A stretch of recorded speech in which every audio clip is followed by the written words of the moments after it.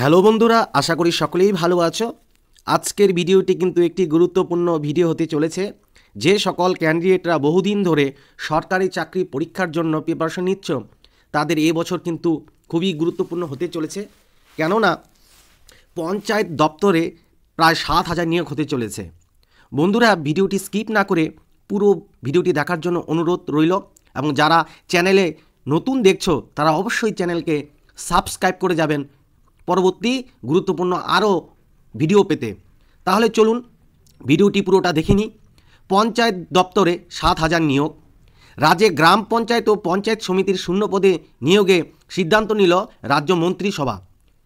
10ই জানুয়ারি বৃহস্পতিবার মন্ত্রিসভার বৈঠকে সিদ্ধান্ত হয়েছে যে গ্রাম পঞ্চায়েত ও পঞ্চায়েত সমিতি মিলিয়ে প্রায় 7,216 জনকে নিয়োগ করা হবে অবিলম্বে।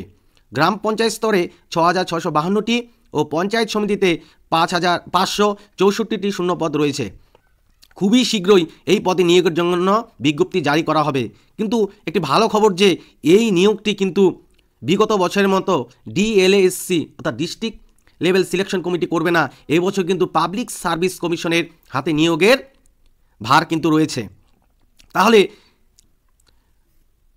আপনারা বুঝতেই পারছেন নিয়োগটি খুবই অতি দ্রুত পাবলিক সার্ভিস কমিশনের ওয়েবসাইটে চলে আসবে, এবং যারা এখনও প্রিপারেশন নেননি তারা অতি দ্রুত প্রিপারেশন শুরু করে দিন, এবং যারা নবাগত তারা কিন্তু এই সুযোগটি মিস করবেন না।